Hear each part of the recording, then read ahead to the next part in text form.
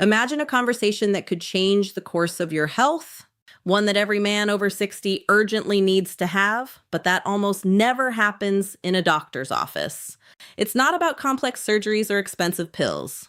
It's about 3 simple daily habits that could protect your prostate for years to come. These are habits supported by solid science, proven in research, and yet overlooked by most men in this stage of life. My name is Dr. Juliana Costa. I'm a urologist with over 18 years of clinical experience.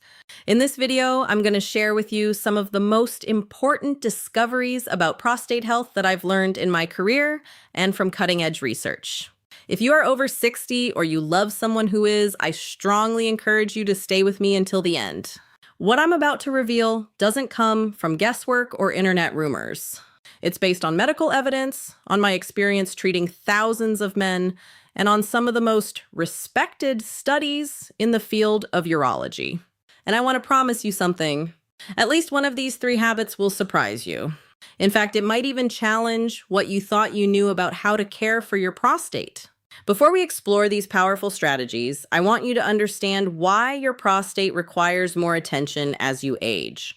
The prostate is a small gland about the size of a walnut, but its impact on male health is enormous. It sits just below the bladder, wrapped around the urethra like a ring, and plays a vital role in producing seminal fluid. For most of your life, you probably never gave it much thought. But after the age of 50, and especially after 60, things start to change. Hormonal fluctuations, particularly in testosterone and its derivatives, cause the prostate to grow. This enlargement is called benign prostatic hyperplasia, BPH. It's extremely common. At age 60, around 60% of men have some degree of BPH. By age 70, that number climbs to 70%. For some men, the growth is mild and barely noticeable. But for many, it becomes a daily frustration. You know the symptoms? Struggling to start urination, a weak urine stream that takes forever, that annoying sensation that your bladder never fully empties, and perhaps the most exhausting of all, those nightly trips to the bathroom that interrupt your sleep and leave you drained the next day. Now here's the part that might shock you. Most men accept these symptoms as a normal part of aging. They shrug them off thinking, well, I'm getting older. This is just how it is.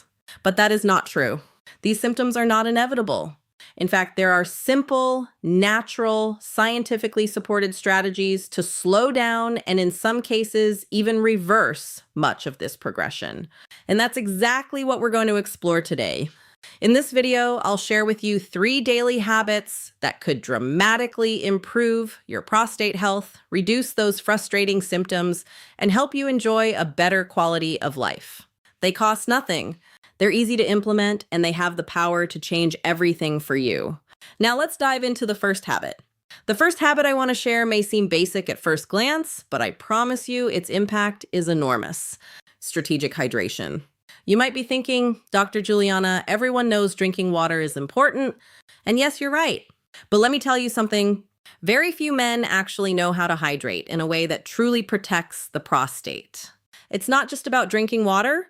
It's about how you drink it, when you drink it, and why timing matters so much more than you realize. Let's start with a simple but alarming fact. Chronic dehydration is extremely common in older adults. Many men in their 60s and beyond don't feel as thirsty as they used to, so they simply don't drink enough water. And when they do drink, it's often at the wrong times. Chugging down large amounts in the evening or at night because they barely drank anything all day. Why is this a problem? Because dehydration makes your urine more concentrated. Instead of being light and clear, it becomes dark and dense, filled with irritants and toxins. This concentrated urine does 2 very harmful things. It irritates your bladder and it inflames your prostate. Yes, something as simple as how you drink water can actually worsen the inflammation inside your prostate gland. Several recent studies have connected poor hydration to increased lower urinary tract symptoms, things like urgency, frequency, and nighttime trips to the bathroom. One study in the Journal of Urology found that men who consistently drank less than 1.5 L of water daily reported more severe urinary symptoms than those who drank 2 to 3 L spaced throughout the day. And here's the kicker. When those dehydrated men improved their hydration habits, many saw their symptoms decrease significantly within weeks. But here's the secret that few people know and that almost no one talks about. It's not only about how much water you drink, but also about when you drink it. If you want to protect your prostate and sleep better, you need to drink smarter. The best pattern is this. Drink the majority of your fluids during the morning and afternoon. Get at least 70% of your daily water intake before 6 p.m. Why? Because drinking too much water in the evening forces your bladder to work overtime at night, waking you up multiple times. And if you're like many men with an enlarged prostate, your bladder doesn't empty completely with each trip to the bathroom. So you're left with that frustrating, never-ending cycle. By front-loading your hydration earlier in the day and tapering off toward the evening, you can keep your body and prostate well hydrated without sacrificing your sleep. Research shows that men who adopt this pattern experience up to a 40% reduction in nighttime urinary symptoms. Think about that. Almost cutting your nightly bathroom trips in half with one simple change.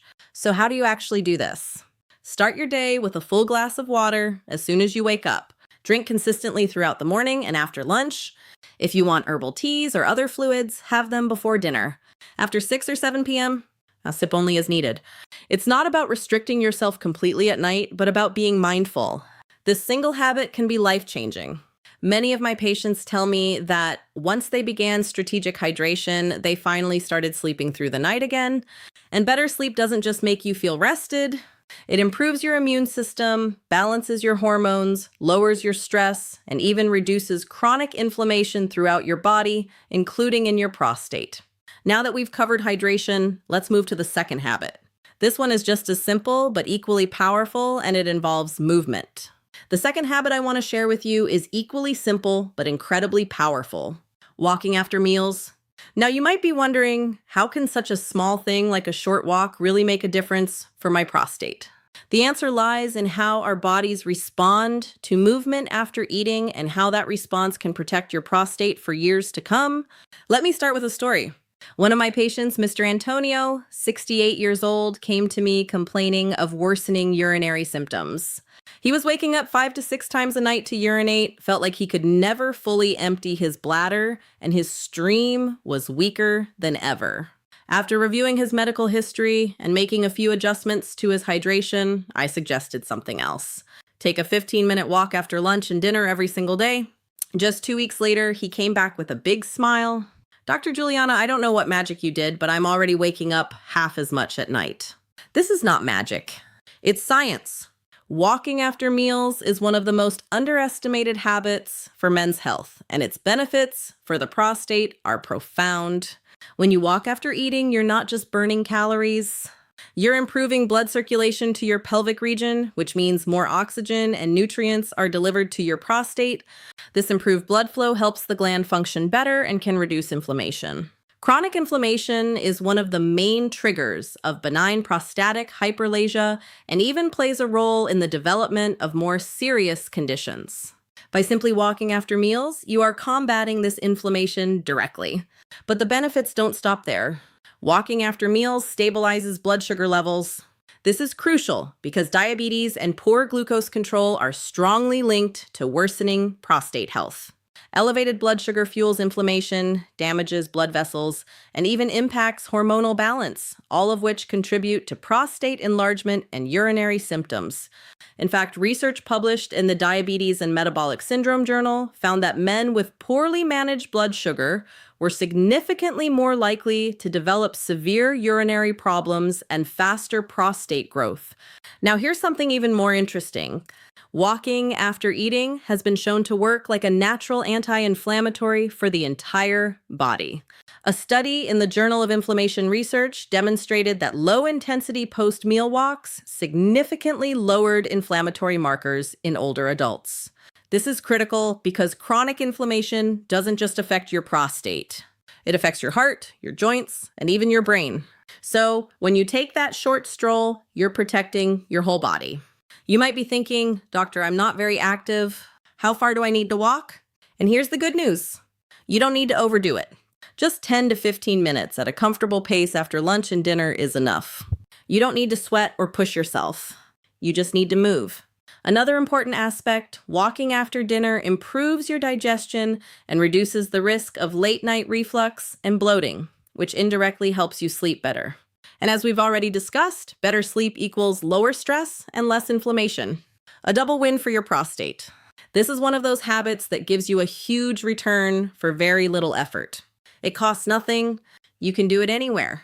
And research shows that older men who incorporate post-meal walking into their routine have a 35% lower risk of developing severe prostate complications. I often tell my patients, if you can walk to protect your heart, why not walk to protect your prostate? It's a simple habit, but one that can change everything. Now that we've covered hydration and movement, it's time to talk about the third habit. And this one might be the most controversial of all because it challenges what many of you have heard for years. Now we come to the third habit, and I want to prepare you because this one challenges a lot of what you may have heard before. It's about maintaining an active sexual life. For decades, the medical consensus has been that frequent ejaculation, whether through sex or masturbation, was beneficial for prostate health. This idea was largely based on a landmark study by Harvard University that followed over 30,000 men for 2 decades, concluding that those who ejaculated around 21 times per month had up to a 33% lower risk of developing prostate cancer. But here's what you need to know. More recent research is starting to question whether all types of sexual activity offer the same benefits. In particular, the conversation around masturbation has shifted. Let's break this down. When we talk about sexual health for older men, it's important to separate 2 forms of activity. Partnered intimacy, sex with a partner, and solo stimulation, masturbation. They may both result in ejaculation, but their effects on the body and specifically on the prostate are not identical. Sex with a partner has a profound physiological and hormonal impact. It increases oxytocin, the bonding hormone, lowers cortisol, the stress hormone, and improves overall emotional well-being. It also encourages pelvic floor muscle relaxation and better circulation in the pelvic region. These combined effects can reduce chronic inflammation, which, as we've already discussed, plays a significant role in prostate enlargement and dysfunction. Masturbation, on the other hand, doesn't seem to provide all of these benefits, and when performed excessively, it may actually have drawbacks. Studies have found that frequent solo stimulation, especially when performed habitually without the emotional and hormonal balance that partnered intimacy provides, can lead to pelvic floor muscle tension and irritate the prostate.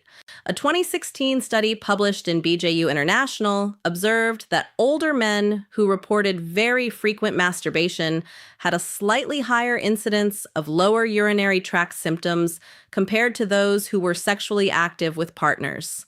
The researchers hypothesized that the lack of physiological and psychological balancing effects in solo activity could be a factor. Another layer of this conversation involves the context of sexual health after 60. Many men face declining testosterone, emotional changes, and increased stress in this stage of life, all of which can impact the prostate. Partnered intimacy often addresses several of these areas simultaneously. It boosts mood, improves hormone regulation, and reduces feelings of isolation. Masturbation doesn't provide these same multidimensional benefits. This doesn't mean occasional masturbation is harmful, but the idea that more ejaculation automatically equals better prostate health oversimplifies a much more complex reality. In fact, some urologists now encourage their patients to focus on quality sexual activity rather than frequency alone, aiming for connection, relaxation, and circulation benefits rather than purely mechanical release. So what does this mean for you? If you have a partner, maintaining an intimate relationship is one of the best things you can do for your prostate and your overall health. If you don't, this is a good moment to discuss with your doctor alternative ways to support your pelvic and sexual health. Whether that's through guided pelvic floor exercises, therapies that improve circulation, or finding healthy ways to address emotional well-being. In summary, sexual activity is still a key part of prostate health, but masturbation may not provide the same level of protection as partner intimacy. And excessive reliance on it could even have negative effects. It's time to move beyond the old ejaculation count idea and focus instead on the quality and context of your sexual health practices. Now that we've explored these 3 habits, strategic hydration, post-meal walking, and maintaining a healthy sexual life, I want you to understand something very important. None of these practices work in isolation. Their full power comes when they are integrated into a broader, healthier lifestyle. When combined, they form a strong shield for your prostate, your urinary health, and your overall quality of life. Let's review them quickly. First, strategic hydration. Not just drinking more water, but drinking it at the right times. Ensuring your body stays well hydrated without overloading your bladder at night. This reduces irritation, prevents concentrated urine from inflaming your prostate, and improves your sleep. Second, walking after meals just 10 to 15 minutes after lunch and dinner. This boosts circulation to your pelvic region, reduces inflammation, improves blood sugar regulation, and even protects your heart and brain. And third, maintaining a healthy sexual life. Choosing quality over quantity, prioritizing partnered intimacy when possible, and understanding that masturbation alone may not offer the same protective benefits, especially when performed excessively. But there's more. For these habits to truly make a difference, they need to be part of a complete prostate health plan. That means eating a diet rich in antioxidants like lycopene found in tomatoes, cruciferous vegetables, and healthy fats. It means keeping your weight under control because abdominal fat drives hormonal imbalances that worsen prostate growth. It means managing blood pressure, diabetes, and cholesterol because these metabolic factors are deeply linked to prostate disease progression. And it also means staying on top of your medical care. No matter how well you hydrate, walk, or maintain sexual activity, you still need regular checkups. Men over 60 should see their urologist at least once a year. These visits usually include PSA blood testing and a digital rectal exam, simple steps that can detect prostate problems early when they are far easier to treat. Too many men skip these visits because they feel uncomfortable or think they aren't necessary. But here's the truth. Early detection saves lives. Whether it's catching prostate cancer in its earliest stages or managing benign enlargement before it becomes a serious obstruction, proactive care makes all the difference. And if you're thinking, Dr. Juliana, I'm too old to start changing now, I want you to hear me clearly. It's never too late. I've seen men in their 70s and 80s adopt these habits and experience major improvements. Less nighttime urination, better bladder control, a stronger urinary stream, even more energy and vitality. These are not just theories. They're the real-life results I see every day in my patients. So here's what I want you to do. Start with one habit. Maybe tomorrow morning you set a goal to drink most of your water before 6 p.m., or after dinner tonight you take a short 15-minute walk instead of sitting on the couch. Or you schedule that long overdue appointment with your urologist. It doesn't have to be everything all at once. Change happens step by step. Your prostate health is more than just avoiding discomfort or trips to the bathroom. It's about your independence, your energy, your dignity. It's about being able to live fully without being held back by symptoms that can be managed or even prevented. If there's one message I want you to take away, it's this. You are not powerless. Whether you're 60, 70, or beyond, you can take control of your prostate health starting today. And now I'd like to leave you with a challenge. Write down these 3 habits: strategic hydration, post-meal walking, and healthy sexual activity, and post them somewhere you'll see every day. Your fridge, your bathroom mirror, your bedside table. Remind yourself that these are not just routines. They are acts of self-care. They are your commitment to yourself. I've spent nearly 2 decades helping men reclaim their quality of life through simple but powerful changes like these. And I can tell you with confidence, when you take care of your prostate, you're taking care of your whole self, physically, emotionally, and even socially. So start today. And if this message helped you, share it with a friend, a brother, or anyone you know who needs this information. Let's break the silence around men's health because no one should have to suffer in silence when there are solutions within reach.